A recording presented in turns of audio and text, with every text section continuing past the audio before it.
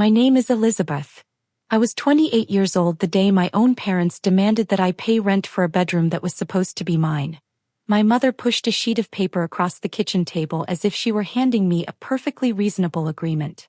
If you want us to keep your room for you, she said, you'll have to pay rent. We're treating you like an adult. My father nodded without even looking at me. It's only fair. I stared at both of them, trying to understand how I had become the only child in the family expected to pay for the privilege of coming home. What they didn't realize was that something about the entire situation already felt wrong. Every time I tried to stop by unexpectedly, there was always an excuse. Every time I asked about my room, my mother changed the subject.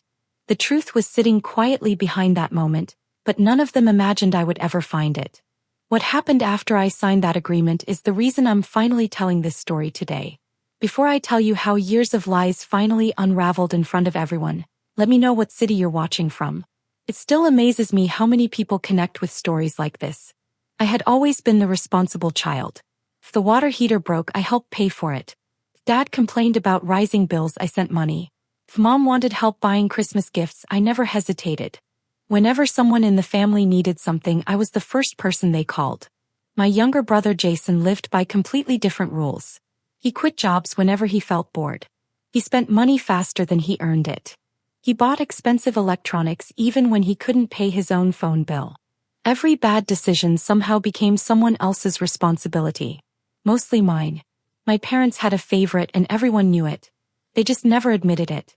Every month I transferred the rent exactly when my mother asked. A few days later she mailed me a handwritten receipt. Instead of throwing them away, I placed every single receipt inside a blue folder. I wasn't trying to build a case against anyone. I simply liked keeping records. I had no idea that habit would eventually change everything. About 9 months later I drove back to my parents' house for my mother's birthday. I called ahead. No answer. I texted. Still nothing. When I pulled into the driveway, Jason's pickup truck was parked outside. That wasn't unusual. What caught my attention was the bedroom window upstairs. My old bedroom. The curtains were different. There was a gaming chair sitting beside the window. Colored LED lights glowed around the ceiling. None of those things belonged to me. Before I could knock, my mother hurried outside and shut the front door behind her. You should have called. I did. We've just been busy. I only wanted to drop off your present. I'll take it. She never invited me inside. Not once. As I walked back toward my car, I looked up again. Someone moved behind the curtains.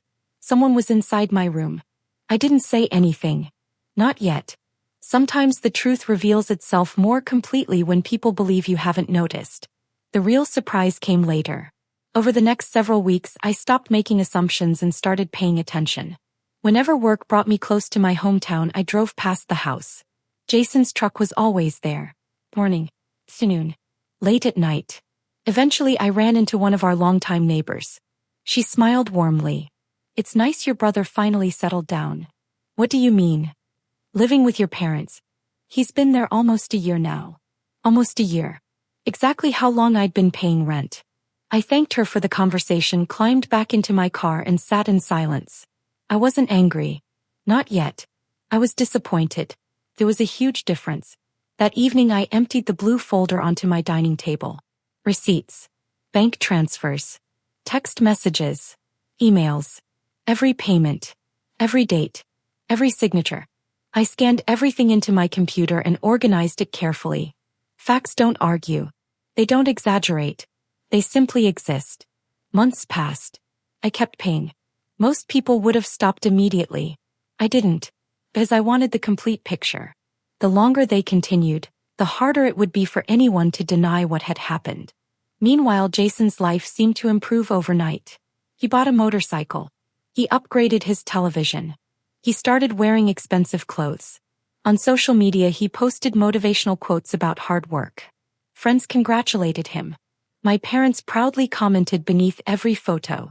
So proud of everything you've accomplished.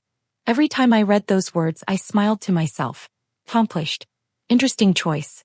I wish I could say that was the worst part. It wasn't. About a year later, my aunt organized a large family reunion. Nearly 20 relatives attended. Grandparents, uncles, aunts, cousins. even a few close family friends. Dinner was loud and cheerful. Jason loved every minute of the attention. Then he stood and announced he was planning to buy his first house. The room erupted with applause. Dad raised his glass. "This boy has worked incredibly hard." Jason grinned proudly. "I've been saving for a long time." Then my uncle casually asked, "So how did you save so much while prices kept going up?" Jason shrugged. "I've always managed my money well." That sentence was all I needed. I reached beside my chair and picked up the familiar blue folder. "I actually have a question first." The room became quiet. I looked directly at Jason. "How long have you been living in my bedroom?" His smile disappeared. "What?" "You heard me." Mom immediately interrupted. "This isn't the place." I calmly replied, "I think it's exactly the place." Dad frowned. "Elizabeth, enough." I ignored him. "I've been paying rent for that room for almost 2 years." Jason looked genuinely confused. "What rent?" Without saying another word, I opened the blue folder. One receipt after another covered the dining table. Month after month. Payment after payment. Every transfer matched perfectly.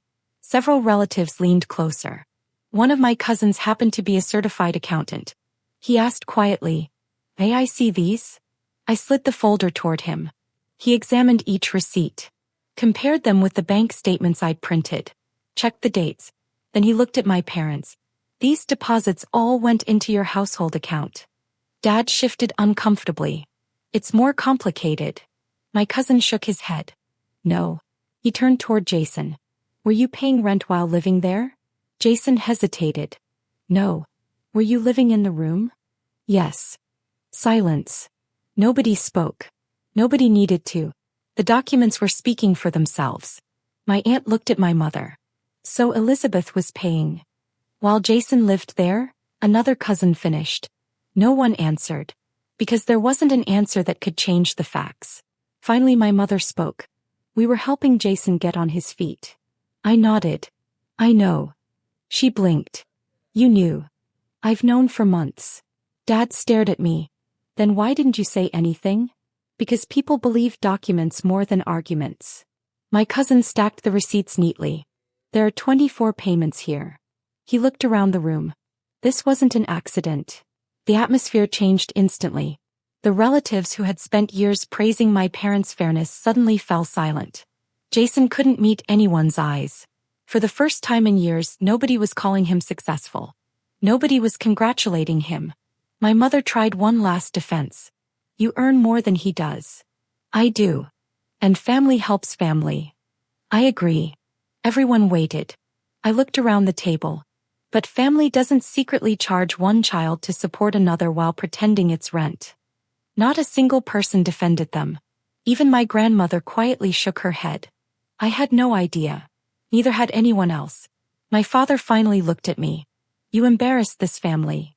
I met his eyes calmly. "No. You embarrassed yourselves." Dinner ended early. Small conversations replaced laughter. People weren't talking about Jason buying a house anymore. They were talking about honesty, trust, favoritism. Within a week I canceled every payment. Every transfer stopped. I also requested official copies of my banking history and saved them with the rest of the paperwork. The totals shocked even me. Thousands of dollars. Money I'd believed was protecting my room.